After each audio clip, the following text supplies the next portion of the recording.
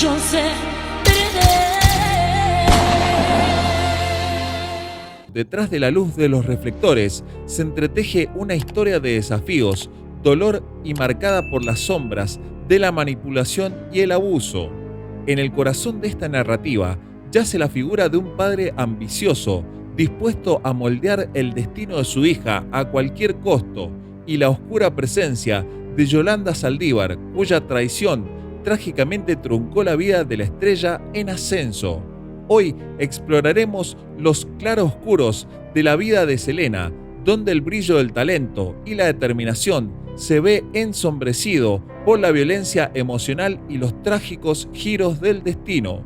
Selena Quintanilla, nacida el 16 de abril de 1971 en Lake Jackson, Texas, Estados Unidos, fue la menor de 3 hijos de Marcela Ofelia Quintanilla y Abraham Quintanilla Jr. Su madre, de ascendencia cherokee, y su padre, un ex músico de raíces mexicanas, vieron en Selena un talento musical excepcional desde temprana edad. Criada en la fe de los Testigos de Jehová, Selena mostró su destreza musical a los 6 años, impresionando a su padre con su sincronización y tonos perfectos. En 1980, su padre dejó su trabajo en Dow Chemical para abrir un restaurante Tex-Mex llamado Papagayos en Lake Jackson, donde Selena y sus hermanos A.B. Quintanilla III y Suzette Quintanilla ofrecían actuaciones musicales. Sin embargo, la recesión económica de los años 80, provocada por la caída de los precios del petróleo, forzó al cierre del restaurante al año siguiente, llevando a la familia a la bancarrota y al desalojo de su hogar. Se trasladaron a Corpus Christi, Texas, donde Quintanilla Jr. decidió promocionar la banda que formó con sus hijos, Selena y los Dinos, convirtiéndose en su manager. Para subsistir, la familia se presentaba en eventos callejeros, bodas, quinceañeras y ferias, buscando ganar el dinero necesario para sobrevivir. A medida que la popularidad de Selena como cantante crecía, las demandas de sus actuaciones y sus constantes viajes comenzaron a chocar con su educación. Su padre tomó la decisión de sacarla de la escuela cuando cursaba el 8º grado. Esto no fue bien recibido por su maestra, Marilyn Greer, quien desaprobaba su carrera musical y amenazó con reportar la situación a la Junta de Educación de Texas, considerando que las condiciones en las que Selena estaba inmersa no eran adecuadas para su edad. Ante esta amenaza, Quintanilla Jr. respondió diciéndole a Greer que se ocupara de sus propios asuntos.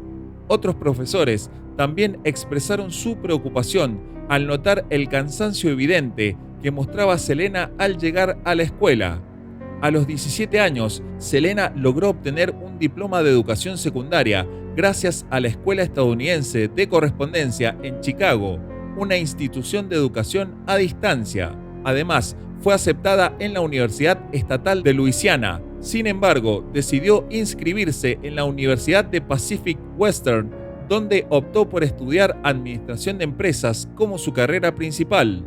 Quintanilla Jr. se embarcó en la restauración de un antiguo autobús al que bautizó con el nombre de Big Bertha, convirtiéndolo en el vehículo emblemático para las giras familiares.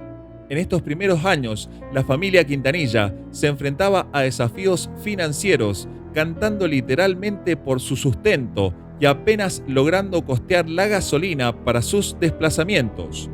En 1984, Selena dio un paso significativo al grabar su primer álbum con la discográfica Freddie Records, titulado Selena y los Dinos. A pesar de su deseo inicial de incursionar en canciones en inglés, Selena optó por interpretar composiciones de música tejana, un género predominantemente masculino, con raíces que fusionan la polka, el jazz y la música country, influenciado por la comunidad mexicana en Estados Unidos. Guiado por la convicción de que Selena debía conectar con sus raíces musicales, Quintanilla Jr. supervisó de cerca las sesiones de grabación del álbum, incluso ayudando a Selena a familiarizarse con el español fonético. La promoción del álbum llevó a Selena a aparecer en el conocido programa de radio en español, El Show de Johnny Canales, en 1985, marcando el inicio de una serie de apariciones en el programa a lo largo de los años. Fue durante este tiempo que Selena captó la atención del músico Rudy Treviño, fundador de los Tejano Music Awards, donde Selena fue galardonada como la vocalista femenina del año en 1987, manteniendo su reinado durante 9 años consecutivos. A pesar del rechazo inicial en algunos escenarios de Texas debido a la juventud de los miembros de la banda y al hecho de que Selena era la voz principal, Quintanilla Jr. y su familia persistieron. A menudo confrontaban la desconfianza de los promotores, quienes les auguraban un futuro poco prometedor en un género musical históricamente dominado por hombres. Sin embargo, decididos a superar las adversidades, la familia continuó produciendo música tejana, con Selena lanzando una serie de álbumes entre 1985 y 1988, incluyendo The New Girl in Town, 1985, Alpha, 1986, Muñequito de Trapo, 1986, And the Winner Is, 1987, Preciosa, 1988 y Dulce Amor, 1988. 1989-1991, Selena, Ven Conmigo y Relación con Chris Pérez. En 1989, José Bejar, presidente del recién fundado sello latino EMI, quedó impresionado por la actuación de Selena en los Tejano Music Awards. Bejar, en busca de talento latino, quería que Selena se uniera a EMI, aunque Sony Music Latin también mostró interés, ofreciendo el doble de lo que EMI propuso. Sin embargo, Quintanilla, el padre de Selena, optó por la oferta de EMI debido al potencial de grabar un álbum en inglés y porque sería un hito como la primera artista en firmar con ellos. Antes de iniciar su álbum debut en español, Bejar y Stephen Finfer sugirieron un álbum en inglés, pero solo se grabaron 3 canciones pop en inglés. Este proyecto fue descartado ya que Selena aún no tenía suficiente reconocimiento como para vender ese tipo de álbum. El primer trabajo profesional de Selena con EMI, titulado Selena, fue lanzado el 17 de octubre de 1989. La mayoría de las canciones se grabaron en los estudios Amén de San Antonio, Texas, mientras que Sukiyaki y My Love se grabaron en los estudios Sunrise en Houston. Selena incluyó My Love, una canción que ella misma escribió en su álbum debut. Sukiyaki, originalmente en japonés por Kyu Sakamoto en los años 60, fue traducida al español a partir de una versión en inglés cantada por Janice Mary Johnson. La canción principal del álbum, Contigo Quiero Estar, llegó al número 8 en Billboard en la categoría Hot Latin Songs, mientras que el álbum debutó en el número 7. Este hito marcó la primera vez que una canción y un álbum de Selena debutaron en el top musical nacional. A partir de este álbum, su hermano Abe Quintanilla III se convirtió en el principal productor y escritor de su carrera. En el mismo año, Coca-Cola tenía la intención de contar con Selena como una de sus portavoces en Texas. Durante la filmación de uno de sus comerciales para la empresa, la actriz y cantante mexicana Lucía Méndez le obsequió un vestido para que lo luciera durante la grabación.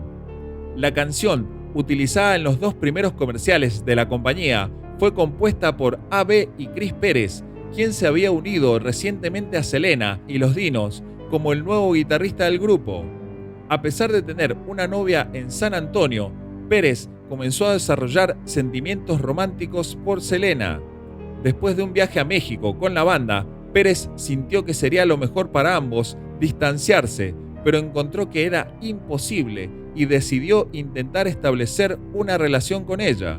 Manifestaron sus sentimientos mutuos en un restaurante de Pizza Hut y poco después se convirtieron en pareja. Pérez y Selena mantuvieron su relación en secreto, temiendo la posible oposición de Quintanilla Jr. En 1990, Selena lanzó su segundo álbum de estudio, Ven Conmigo. 3 canciones del álbum fueron lanzadas como sencillos: Ya Ves, La Tracalera y Baila esta cumbia. esta última perteneciente al género de cumbia mexicana. Su popularidad creció en México, donde se lanzó un álbum recopilatorio con el mismo nombre de la canción, Baila esta cumbia. Este álbum fue certificado platino por la Asociación Mexicana de Productores de Fonogramas y Videogramas, AMPROFON, con ventas de 150.000 unidades. En 1991, Selena conoció a Yolanda Saldívar, cuando Selena ya había captado la atención con su belleza, carisma y talento a la edad de 19 años. Con una creciente popularidad en Texas y un inicio de reconocimiento en Estados Unidos, además de haber conquistado el corazón de México con su éxito Baila esta cumbia, Selena prometía un futuro brillante en la industria musical.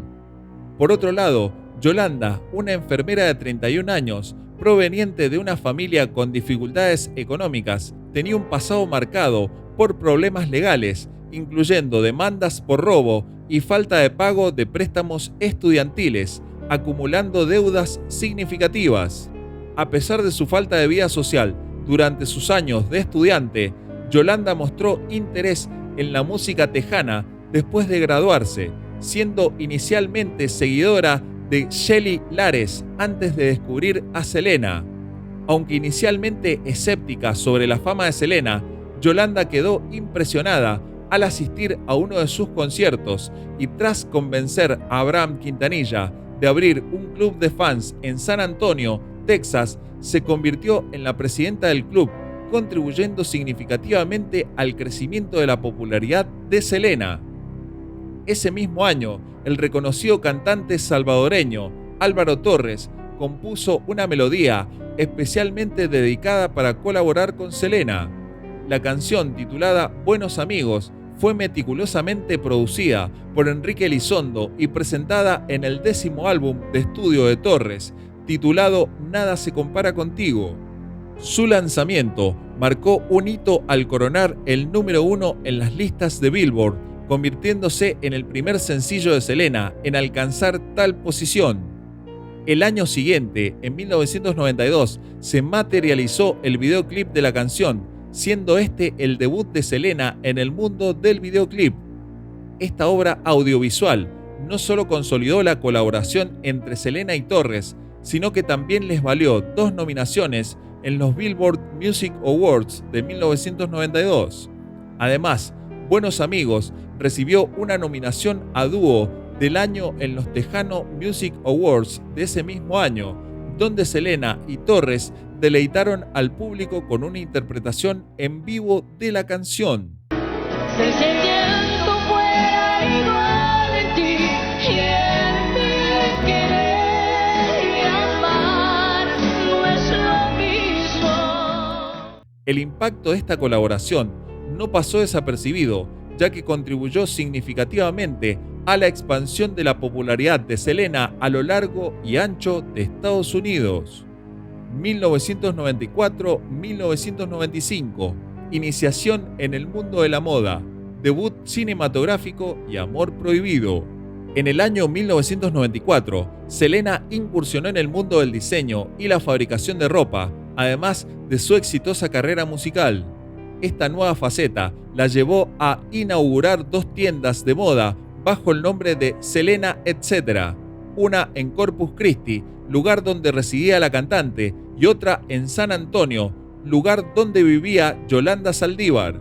Su visión empresarial la impulsó a explorar la posibilidad de abrir una tercera tienda en Monterrey, México, así como en Puerto Rico. La gestión de ambas boutiques estuvo a cargo de Saldívar, quien fue seleccionada por la familia Quintanilla debido a su destacado desempeño en el manejo del club de fanáticos de Selena, asignándole no solo el manejo de las tiendas, sino también el control financiero de las mismas. Sin embargo, a pesar de la confianza depositada en ella, Yolanda desarrolló un comportamiento tóxico hacia los empleados, lo que eventualmente llevó a la renuncia del diseñador de moda Martín Gómez, quien colaboraba con Selena no solo en los diseños de las prendas de su tienda, sino también en el diseño de sus prendas icónicas. Así, mientras Selena ascendía hacia la fama masiva, la relación entre ella y Yolanda se volvía más estrecha, aunque las tensiones y el comportamiento perjudicial de Yolanda comenzaban a hacerse evidentes para quienes estaban cerca de ellas. En el año 1994, Selena lanzó su cuarto álbum de estudio, titulado Amor Prohibido, en marzo, debutando en el número 3 en la lista de los Billboard. Este álbum se convirtió en el segundo álbum tejano en alcanzar ventas de 500.000 copias y fue uno de los álbumes latinos más exitosos en los Estados Unidos. Contenía 4 sencillos: Amor Prohibido, Bidi Bidi Boom Boom, No Me Queda Más y Fotos y Recuerdos, este último alcanzando el número 1 después de su fallecimiento en abril de 1995. Además, Amor Prohibido, Bidi Bidi Boom Boom y No Me Queda Más también llegaron al número 1 antes de su trágica muerte. El álbum fue certificado doble platino por la RIAA, vendiendo 2 millones de copias en los Estados Unidos y apareciendo en la lista de los álbumes más vendidos en 1995. Fue reconocido en la lista de Tom Moon, 1000 grabaciones para escuchar antes de morir, La vida de un oyente en 2008. Amor Prohibido contribuyó a la popularización de la música tejana entre audiencias jóvenes y mayores más que cualquier otro género en la historia. Fue nominado a un Grammy al mejor álbum mexicano-americano en 1995 y ganó el álbum del año en los Tejano Music Awards y el premio Lo Nuestro al álbum regional mexicano del año. Durante su gira promocional, Selena fue considerada una de las artistas latinas más exitosas.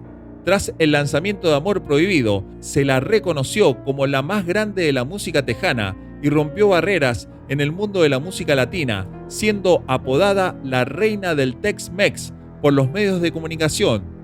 Además, Selena grabó un dueto titulado Donde Quiera que Estés con el grupo Barrio Boys, incluido en su álbum homónimo, lanzado en 1994.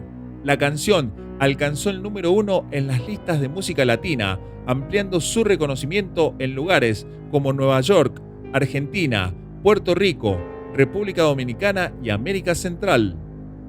A finales de 1994, la disquera EMI decidió que Selena ya había hecho una contribución significativa al mercado de la música en español y era hora de lanzar un álbum en inglés para promocionarla como una artista pop estadounidense. Mientras tanto, Selena continuaba con su gira mientras EMI trabajaba en el álbum, colaborando con compositores ganadores del Grammy. El 26 de febrero de 1995 marcó un hito al ofrecer un magnífico concierto en el Astrodome de Houston, Texas, ante una multitud de más de 67.000 espectadores. En este evento, deleitó al público con diversas piezas de su repertorio, así como versiones en inglés de éxitos de la música disco como On the Radio de Donna Summer y I Will Survive de Gloria Gaynor. Además, ese mismo año hizo una breve aparición en la película Don Juan de Marco, protagonizada por Marlon Brando, Johnny Depp y Faye Dunaway. Paralelamente, emprendió la producción de su primer álbum en inglés, aunque lamentablemente el proyecto quedó truncado con su fallecimiento, dejando solo 4 canciones grabadas en dicho idioma. Asesinato. A principios de 1994, la familia Quintanilla designó a Yolanda Saldívar como directora de las boutiques de Selena. En un lapso de 8 meses, Selena la nombró también como su agente registrado en San Antonio, Texas, lo que llevó a Saldívar a mudarse a Corpus Christi para estar más cerca de Selena. Sin embargo, hacia diciembre de ese mismo año, las boutiques comenzaron a enfrentar dificultades, en parte debido a la reducción de personal en ambas tiendas. Varios empleados reportaron que Saldívar tenía tendencia a despedir a aquellos que no le caían bien. A pesar de las quejas constantes del personal hacia el comportamiento de Saldívar, Selena desestimó estos reclamos, confiando en que la relación no afectaría negativamente su empresa de moda. Abraham Quintanilla, sin embargo, tomó en serio las preocupaciones del personal y advirtió a Selena sobre la influencia negativa de Saldívar. Aunque Selena inicialmente ignoró las advertencias de su padre, debido a su naturaleza desconfiada hacia la gente en el pasado. Para principios de 1995, su primo Martín Gómez, diseñador de moda, junto con clientes, también expresaron preocupaciones sobre el comportamiento y la capacidad de gestión de Saldívar. Durante una entrevista con periodistas en 1995, Saldívar admitió que su devoción hacia Selena rozaba la obsesión. A principios de ese año, Abraham Quintanilla comenzó a recibir quejas de aficionados que afirmaban haber pagado a Saldívar para unirse al club de fans de Selena y recibir un paquete de artículos que nunca llegaron. Tras investigar, descubrió que Saldívar había malversado más de $60.000 en cheques falsificados, tanto del club de fans como de las boutiques. El 9 de marzo, Quintanilla confrontó a Saldívar en Q Productions, presentándole los cheques malversados. Al no recibir una respuesta satisfactoria, le prohibió a Saldívar cualquier contacto con Selena, quien la despidió ese mismo día. Sin embargo, días después, acordaron mantenerla en la nómina sin acceso a las boutiques, mientras finalizaba algunas gestiones relacionadas con su línea de ropa en México. Selena optó por mantenerla cerca debido a su acceso a registros financieros necesarios para la declaración de impuestos. La noche del 30 de marzo de 1995, Selena y su esposo Chris, junto con el suegro de Selena, Gilbert Pérez, compartieron una cena de pescado. Después de la cena, a las 11:30, Selena y Chris se dirigieron al motel Days Inn en Corpus Christi, donde se alojaba Yolanda Saldívar, con el propósito de recoger los registros bancarios que Selena poseía. Saldívar entregó los documentos a Selena en una bolsa plástica. Durante este encuentro, Selena comentó a Chris que Saldívar tenía arañazos y la ropa rota, sugiriendo que se los había causado ella misma. En la mañana del 31 de marzo de 1995, Selena se reunió nuevamente con Saldívar en el motel. Selena exigió a Saldívar otros documentos financieros que no estaban en la bolsa plástica entregada la noche anterior. Saldívar retrasó la entrega, alegando haber sido víctima de violación en México. Selena llevó a Saldívar al hospital regional, donde los médicos no encontraron evidencia de violación. Regresaron al motel a las 11:48 am y Selena confrontó a Saldívar por los documentos financieros. Durante la discusión, Saldívar sacó un revólver Taurus 85 calibre 38 de su bolso y apuntó a Selena. Cuando Selena intentó escapar, Saldívar le disparó en el hombro derecho, impactando la arteria subclavia y causando una grave pérdida de sangre. Selena logró correr hacia el vestíbulo del motel antes de desmayarse, dejando un rastro de sangre de 116 metros. Los trabajadores del motel la socorrieron y llamaron a una ambulancia mientras Saldívar la perseguía, profiriendo insultos. Antes de perder el conocimiento, Selena identificó a Saldívar como su agresora y proporcionó el número de habitación donde ocurrió el incidente. Mientras tanto, Saldívar intentó huir del motel en su camioneta, pero fue avistada por una patrulla de policía. Después de un enfrentamiento de casi 9 horas y media con la policía y el FBI, Saldívar finalmente se rindió. En ese momento, cientos de admiradores y curiosos se habían congregado en la escena, muchos de los cuales lloraron cuando Saldívar fue detenida por las autoridades. Selena fue trasladada al Hospital Corpus Christi Memorial al mediodía, hora estándar central. A su llegada, los médicos observaron que sus pupilas estaban dilatadas e inmóviles. No detectaron signos de actividad cerebral ni de vida. Por consiguiente, fue diagnosticada clínicamente con muerte cerebral. El doctor Louis Elkin, un cirujano cardíaco, arribó al hospital y presenció los esfuerzos sobrehumanos que realizaban los médicos para intentar reanimar a Selena. Aunque lograron detectar un latido cardíaco irregular temporalmente, lo suficiente como para trasladarla a la sala de trauma, también comenzaron a administrarle transfusiones de sangre en un intento por restablecer la circulación después de descubrir una hemorragia interna masiva durante la operación de emergencia. Cuando Elkins llegó, un médico de urgencias estaba realizando compresiones cardíacas tras el cese del latido. Elkins informó que todos los esfuerzos fueron infructuosos y admitió que, de haber estado presente al llegar Selena, no habría optado por intervenir. Sin embargo, sintió la obligación de continuar cuando el médico de urgencias tomó la decisión de intentar revivirla. Después de 50 minutos de cirugía, Selena fue declarada muerta debido a la pérdida de sangre y un paro cardíaco a la 1:05 p.m. Una autopsia fue realizada el mismo día debido al gran interés de los medios de comunicación. Esta reveló que la bala ingresó por la parte superior derecha de su espalda, cerca de la escápula, atravesó la cavidad torácica, cortó la arteria subclavia derecha y salió por la parte superior derecha del tórax. Oficialmente, la causa de su muerte fue catalogada como hemorragia interna y externa exsanguinante por herida perforante de arma de fuego, lo que resultó en un sangrado masivo clasificado como un homicidio. El examen interno también descartó la presencia de drogas en su sistema y la posibilidad de embarazo, un rumor que había circulado tras su fallecimiento. Yolanda Saldívar. En octubre de 1995, un tribunal en Houston dictaminó que Yolanda Saldívar era culpable de asesinato en primer grado, sentenciándola a cadena perpetua. La posibilidad de libertad condicional se le ofreció para el año 2025. En 2002, siguiendo la orden judicial, el arma utilizada en el crimen fue desmantelada en 30 fragmentos y arrojada a la bahía de Corpus Christi, a pesar de la oposición de numerosos seguidores, quienes consideraban que el arma era un importante vestigio histórico relacionado con Selena. Yolanda Saldívar, conocida como una de las personas más repudiadas dentro de la comunidad latina, ha decidido romper su silencio. Su infame acto de haber arrebatado la vida de Selena Quintanilla, la renombrada reina del tejano mexicano, hace casi 3 décadas, aún resuena con pesar en los corazones de muchos.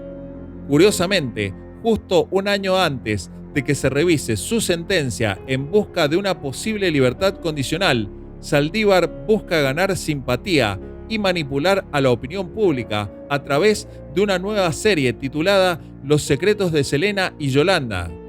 La existencia misma de esta serie es objeto de crítica. Es una idea lamentable darle voz a alguien como Saldívar, aunque es cierto que la familia de Selena ha participado en proyectos relacionados con su memoria, como películas, series de Netflix y colaboraciones con marcas. La intención detrás de la narrativa de Saldívar es oscura. Se presenta como víctima de los errores de Selena, tratando de pintar el trágico incidente como un mero accidente. En el documental, Saldívar aparece con una voz serena, vestida de blanco, mostrando sus canas, grabado desde una prisión en Texas, donde ha estado recluida desde 1995. Lo más destacado de las manipulaciones y mentiras que intenta propagar esta mujer. Se argumenta que es sensacionalista contratar estas historias, pero los familiares y defensores de Saldívar insisten en que su versión no puede ser cierta, achacando la misoginia de los años 90 como una explicación. Sin embargo, la verdad es innegable. Yolanda Saldívar acabó con la vida de Selena y debe enfrentar las consecuencias de sus acciones. No importa cuántas excusas intente esgrimir ella o su familia, el hecho irrefutable es que un acto de violencia arrebató la vida de una talentosa artista y eso no puede ser ignorado. Si te gustó el video, te invitamos a dejarnos tus comentarios, darle like, suscribirte y activar el botón de la campanita para recibir todas nuestras novedades. Les deseamos lo mejor y hasta un próximo video.